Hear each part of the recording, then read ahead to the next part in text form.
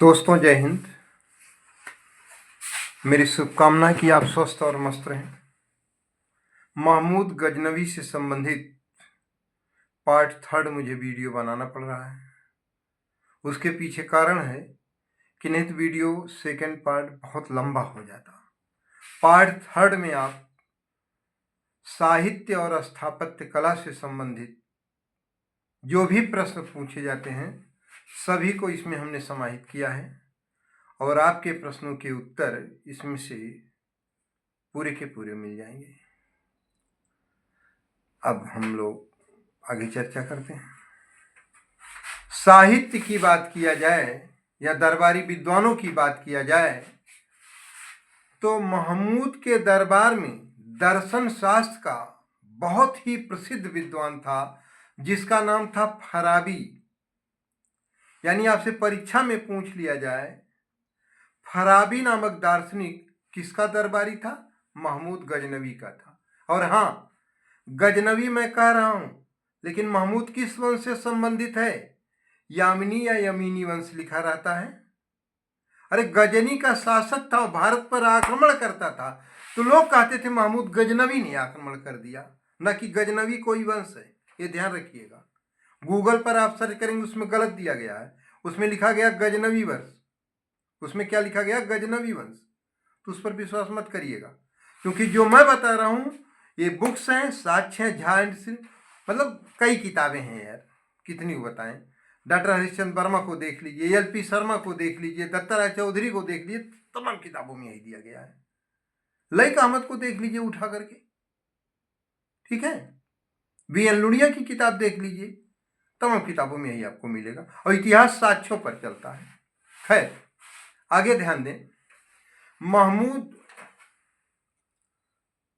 महमूद का जो दरबारी इतिहासकार था उसका नाम था उतवी।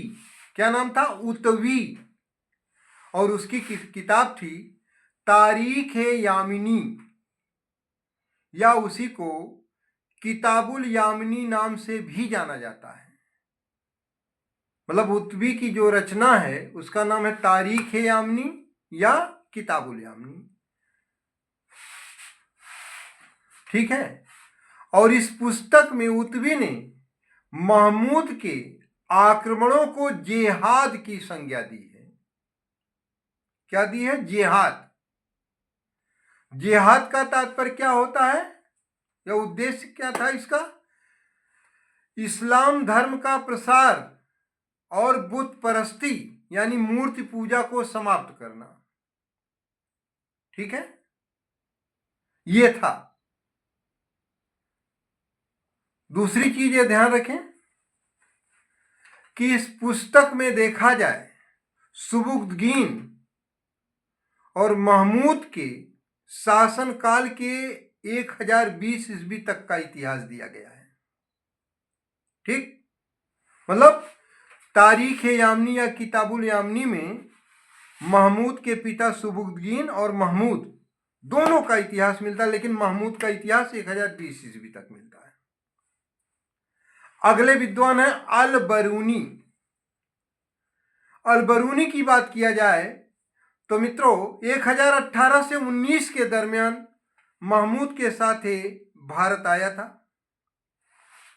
अल बरूनी बहुत विद्वान था। अब आप समझ लो कि ये अरबी, फारसी, ज्योतिष शास्त्र, खगोल शास्त्र, गणित, विज्ञान का प्रसिद्ध विद्वान था। भारत आकर के इसने संस्कृत भाषा का अध्ययन किया। इसने वेद, पुराण, स्मृतियां, श्रीमद् भगवद गीता का अध्ययन भारत में किया। अल बरूनी की जो रचना है वह है तहकीक हिंद। अल बरूनी की रचना का नाम क्या है? तहकीक हिंद, या इसी को किताबुल हिंद भी कहा गया है। इसी का ही एक और नाम है तारीखुल हिंद। इसी का एक और नाम है तारीख मलिल हिंद। यानी तहकीक हिंद, किताबुल हिंद, तारीखुल हिंद, तहकीक मलिल हिंद।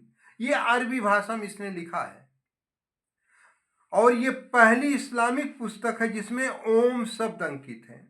आपसे परीक्षा में पूछ लिया जाए, वह निम्नलिखित में से कौन मुस्लिम पुस्तक है या इस्लामिक पुस्तक है जिसमें ओम शब्द अंकित है, तो क्या है? तहकीक हिंद यानी अलबरूनी की पुस्तक है। अगले विद्वान का नाम है मित्रों बैहाकी। बैहाकी की रचना है तारीख सुबुक्तगीन। तारीख सुबुक्तगीन। इसमें सुबुक्तगीन और उसके पुत्र महमूद के वीरतापूर्ण कार्यों का वर्णन है और उसके प्रशासन का वर्णन है। यानी तारीख सुबुक्तगीन में सुबुक्तगीन और महमूद ने जो भी युद्ध वगैरह किए थे उनका वर्णन है और पूरी की पूरी प्रशासनिक प्रणाली का वर्णन है।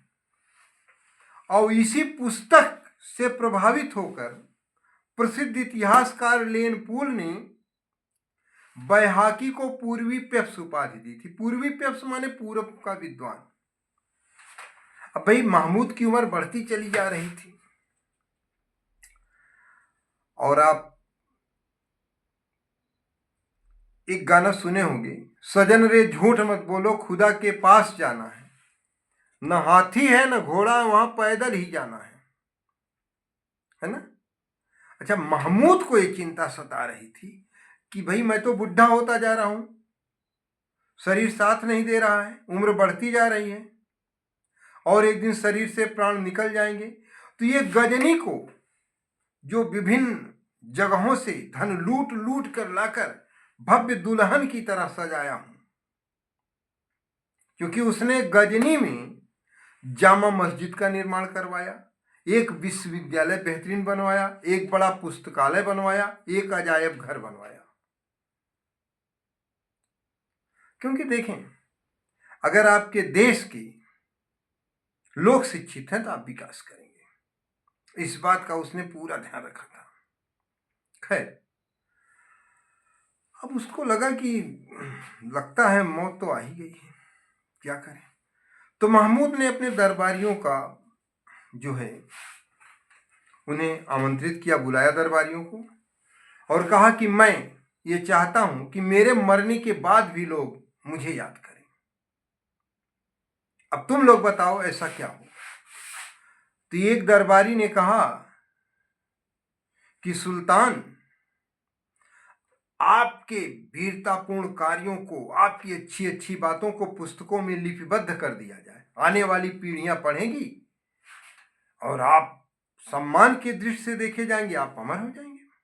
उसने कहा तो लिखो। उसने कहा हुजूर, हम में ये क्षमता नहीं है, फिरदौसी इसको बहुत बेहतरीन तरीके से लिख सकते हैं और आप ही के दरबारी विद्वान हैं। हाँ, ये बात अलग है कि उनकी तबीयत नासाज रहती, उम्र बहुत ज्यादा हो गई है, तो दरबार में यदा कदा ही आते हैं। तो महमूद ने कहा अच्छा। उसने तत्काल एक दूत फिरदौसी के यहां भेजवाया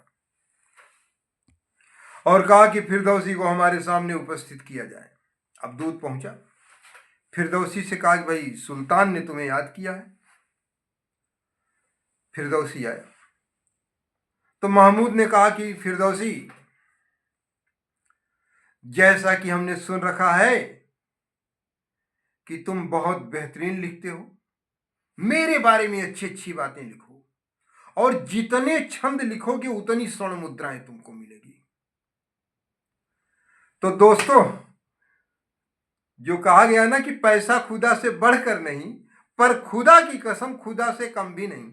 फिरदौसी जिसके बीवी ना बच्चे, पांव कब्र में लटका हुआ था, कब खुदा का बुलावा आ जाता, लेकिन ये भी धन के माया जाल में फंस गया। कहा कि हुजूर क्यों नहीं, बिल्कुल लिखेंगे। और फिरदौसी गया और दिन रात एकदम लिख रहा है, 1000 छंद लिखा और उस पुस्तक को नाम दिया शाहनामा। और पुस्तक को लाकर राज दरबार में महमूद के सामने पेश किया। महमूद ने कहा कि भाई ठीक है, 1 महीने बाद आना, पहले इसको अध्ययन कर ले, हम देखें कैसा तुम लिखे हो। अब फिरदौसी तो एक एक दिन गिन रहा था और जैसे 1 महीना हुआ पहुंच गया। महमूद ने कहा कि फिरदौसी, हमने जितना सुन रखा था उससे बढ़कर पाया, बहुत बेहतरीन तुम लिखे हो। लेकिन फिरदौसी, हम ये चाहते हैं कि तुम जो 1000 छंद लिखे हो तो सोने के सिक्कों की जगह चांदी के सिक्के ले लो, यानी दीनार ले लो। अब फिरदौसी को तो जैसे सांप सूंघ गया, लेकिन अब सुल्तान के सामने विरोध भी नहीं कर सकता था, बुजुर्ग तो था।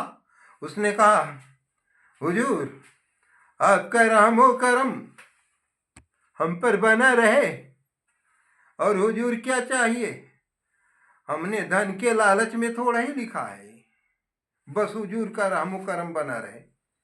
और फिरदौसी मन ही मन उसको गाली देता हुआ चला गया, क्योंकि जा रहा था अगर कुछ बोलेंगे तो फांसी पर लटका देगा, सीधे जिन्न हो जाएंगे। इधर महमूद अपने गुप्तचरों से पता लगवा रहा था, कहा कि देखो फिरदौसी की उम्र ज्यादा है, वो मरेगा जल्दी ही। खैर ये टेंशन भी फिरदौसी था, भाई सिक्के नहीं मिले, 1000 स्वर्ण मुद्राएं, और वो लगभग कुछ माह बाद मर गया। दरबारियों ने आकर बताया, हुजूर फिरदौसी का इंतकाल हो गया, यानी मर गया। महमूद मन ही मन बहुत खुश हुआ, लेकिन राज दरबार बुला करके शोक सभा करवाया और कहा कि हमें याद है कि हमने फिरदौसी से ये वायदा किया था कि भाई तुम्हें 1000 स्वर्ण मुद्राएं हम प्रदान करेंगे, और हमने वो स्वर्ण मुद्राएं उसके पास भिजवा दी थी। यहां पर महमूद झूठ बोल जाता है। खैर इससे पता चलता है कि महमूद कितना बड़ा धन का लालची था। और अंततः देखा जाए महमूद की धार्मिक नीति में, तो उसकी सेना में और उच्च पदों पर देखा जाए तो हिंदू भी विद्वान थे, क्योंकि महमूद शिक्षित सुसभ्य विद्वानों एवं कलाकारों का हमेशा सम्मान किया। उसकी सेना में सेवंद राय और तिलक जैसे हिंदू उच्च पदों पर आसीन थे। वो सिर्फ युद्ध के समय धार्मिक कट्टरता का प्रदर्शन करता था, नहीं तो उस तरह से नहीं करता था। अगर उस तरह करता तो हिंदू उसकी सेना में होते ही नहीं। और अंततः महमूद की 1030 ईस्वी में मृत्यु हो गई और उसके शव को गजनी में दफना दिया गया।